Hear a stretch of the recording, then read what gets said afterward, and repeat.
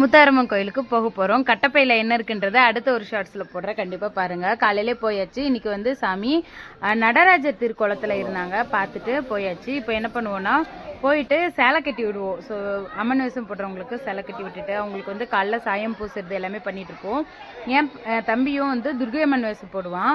அவன் இன்னைக்கு கொஞ்சம் லேட், அதனால வந்து நான் மீதி எல்லாத்துக்குமே ஹெல்ப் பண்ணிட்டேன்னா அவங்க வந்ததுக்கப்புறம் இப்படி சேலை கட்டி விட்டு இன்னொரு பாப்பா இருப்பாங்க, அவங்க வந்து ஃபுல்லாக மேக்கப் பண்ணி விட்டுருவாங்க. அவன் வந்து ஃபைனலி எல்லாமே ரெடியாகி லோக்கலில் செட் அடிக்கிற காரணத்தினால அவன் போயிட்டான். கரெக்டாக நாங்கள் கிளம்பலான்ற சமயத்தில் மதிய பூஜையும் ஆச்சு.